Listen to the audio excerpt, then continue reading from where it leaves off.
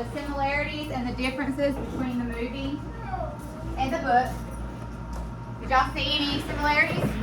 Yes. You should have. Almost the entire thing. Almost the entire thing. What makes you say that? And so, isn't the script for the movie just the book? Huh? Isn't the script for the movie the book? Was it, okay, so we realized that a lot of the dialogue was the same, right? Like almost exact quotes of what was in the book, right? We have a Venn diagram. What's the Venn diagram used for? The differences in Compare and contrast. There's Similarities and differences. Alright, I'm gonna let y'all do some of the writing. Y'all don't act shy. Y'all ain't shy. I don't like that. Okay, if you think that you can tell me a similarity or a difference between the book and the movie, raise your hand. Thank you, Kaden. Alright, come on. A similarity or a difference, either one. Alright, call on you next. So if it's something that only the book does or only the movie does, put it here. If both of them, if it's a similarity between both of them, put it in the middle.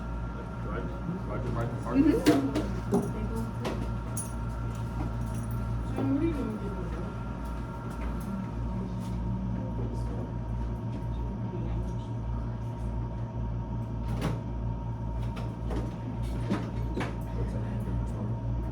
Alright, the end of the story. Thank you, Kaden. So tell me about the end of the story. What do we notice about the end of it? ended the same way the book ended.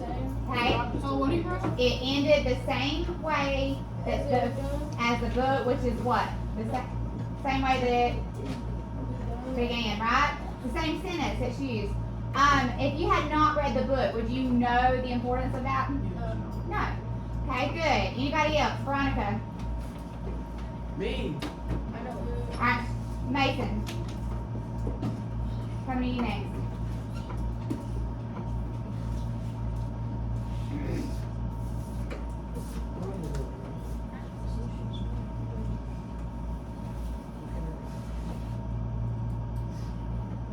Alright, good. So tell me the importance of stay gold. It means stay good, we'll stay safe. Stay a child, that's right. Stay gold means like stay a child, have that childlike innocence. And it's something special in the book and in the movie. Who says that? Where's it come from?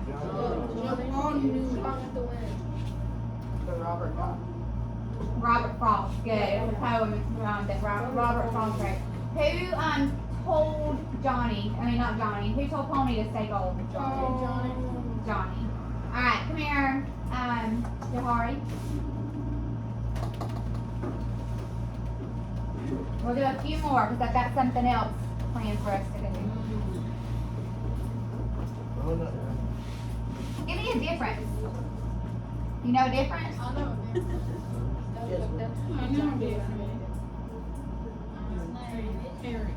Alright, the difference is that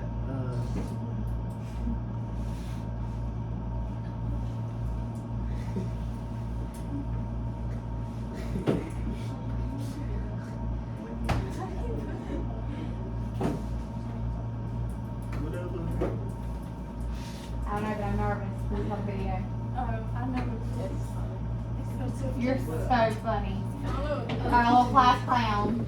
One is a book and one is a movie.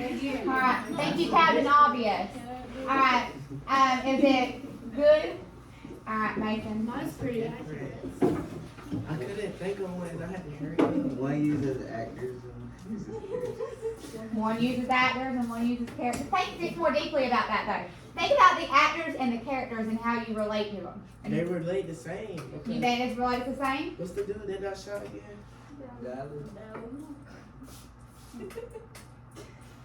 What did they say? Dally had the same. Let's go ahead and let me introduce you to my college professor. They both. They both Who's your died. dog? Dally had the same as he asked in the book. Okay? So, No, he's a different. Sally's death. How is it different in the movie, Mason? Good. Mason, how is it different in the movie, Dally's dad? Because he said he was running away from the cops, then he pulled up a pistol and get shot. Okay, good. So, also, who remembers how the book said it ended? Gallantly. Gallantly, like it was very gallantly. Good. What does that word mean? Heroic. Brave, heroic. Good. So no, he wasn't a great guy, but he was definitely brave. He was tough, and that was shown in both the book and the movie. But the book says that he goes down in like a bloodbath, right? Like a sea of blood or something. Here you actually see him get shot several times. Or no. He gets shot several times in the movie. The book says that he was shot like a couple of times and was dead before he hit the ground. Here he was like crawling on the ground and all. Let's go back to the characters and actors thing that Evan was talking about. I don't know about you guys, but if I would have watched this first, I wouldn't have been as into it. Do you feel like you get to know the characters as much as you do on the movie as what you do in the book? No. Like it doesn't even hardly show the brothers or the relationship they had or anything. Like you barely even see that. They're almost minor characters. Derry and Soda Pop, they're like minor characters in this movie. You don't get to know them really good. And if it wasn't for the book that helped me know who those characters are and what their ambitions are and their motivations and fears and stuff, then I wouldn't have related as much to them in the movie. Alright, so we're going to move on from this real quick. And we're going to do something. So I know everybody is like super, super sad, and I'm really sorry for your loss over Dally and Johnny. I can see how upset you guys are. So I'm going to invite you all to a memorial for them where we honor their lives. Okay? And I need some speakers that are willing to speak or give a eulogy over their lives. So what is a eulogy? Does anybody know, or has anyone ever heard of a eulogy? Can be like a story, Mason? It's like everything about their life. Everything about their lives. Summary of what they've done. Summary of what they've done. Do you think you get, like, if you've been asked to do a eulogy at a funeral, that you should get there and name some bad stuff? No. You're naming the good stuff. You're looking at their life and you're looking at all the good things that they've done. You're honoring their life, huh? Your relationship with them. Your relationship with them. You might want to tell some stories of their lives that makes the audience laugh, or just makes them reminisce on some good memories that they've had of this person. So we're gonna write a eulogy. You know these guys. And if you, by the movie, and if you look in Google Classroom, you'll see this link, so you can go back to it if you want to. But for time's sake, we're just going to look at it really quick. So this guy right here, his name is Chris Cullen, and he owns a funeral home. So we're going to talk to him and get it straight from him. How do we write a eulogy? We want to make sure that we honor their lives. We do this well. And so he's going to give us some hints on doing this. He does it all the time. So give me a minute. Meaningful, moving eulogy can be a nerve-wracking situation for even the most accomplished public speaker. But it does not need to be. How can you summarize somebody's life in a few short minutes while being both somber and funny at the same time? Yeah, funny. Listen to this. Writing and delivering a eulogy is a therapeutic tool to help deal with your grief. Being chosen to give a eulogy is an honor and should be treated that way. Here are some tips for writing and delivering an eloquent and memorable eulogy. So first, you want to gather information. You want to gather information about their lives. You want to talk to their family members, their close friends, their co-workers. Get some information that you can include in the eulogy about their education, their career, their hobbies, special interests, places where the person's lived or maybe traveled, any special accomplishment that they've had. After you get all that information, you want to organize those events. You want to organize that information. Jot down your ideas by whatever means you're most comfortable with or familiar with. Create an outline of your speech and fill in the information that you gathered about the person.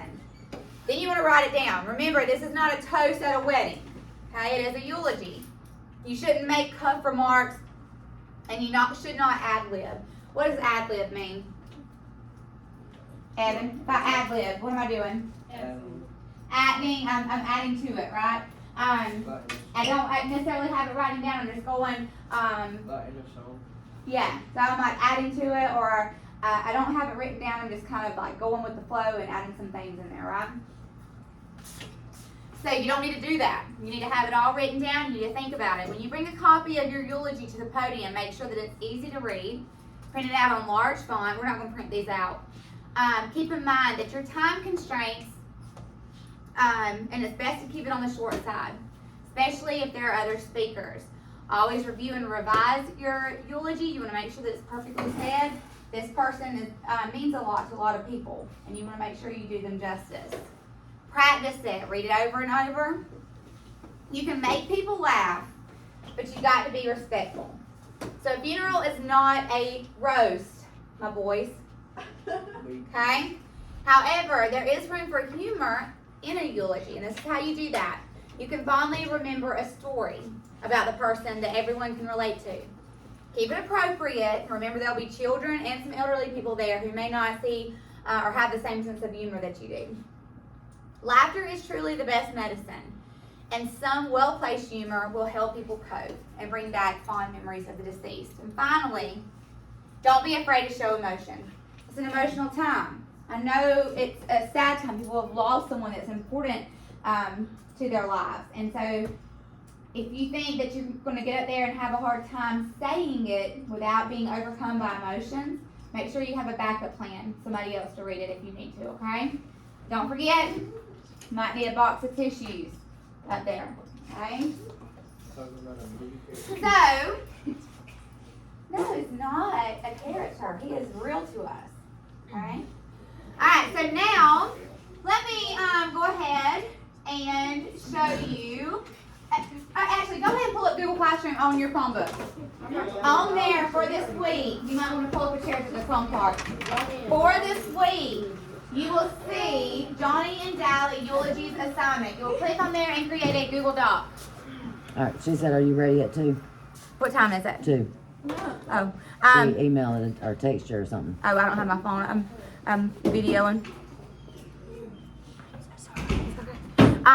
But yes, give me 5 minutes. Okay.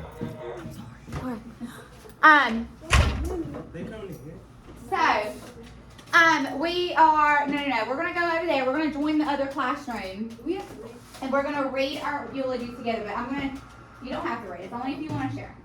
Alright, so we're going to do these together. But first, I want you to go ahead and pull up a Google Doc in Johnny and Dally Eulogies assignment. You are going to pick either Johnny or Dally and write a eulogy about them. Okay? Remember, we're thinking about all the good things. We're honoring their life. We're bringing light to the good things that they've done. I'll look at it in a second. Now, give me just a second. Give me just a second. Wait just a second. Huh? So do at least 10 sentences. Okay?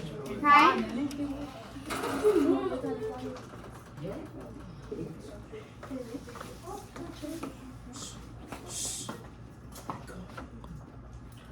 gonna wait. Alright, so we're gonna write at least 10 sentences. So go ahead and get that pulled up. Open a Google Doc. And while we're doing that, I'm gonna play some sad music, some funeral music. Go sit down, please.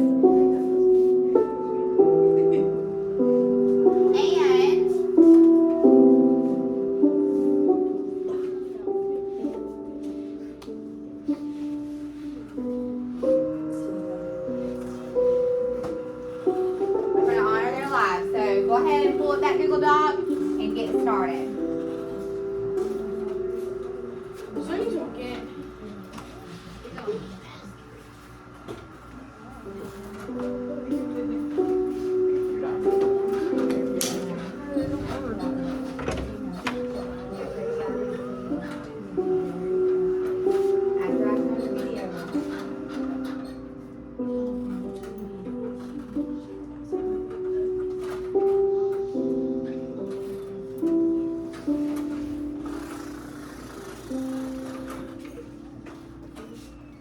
Right.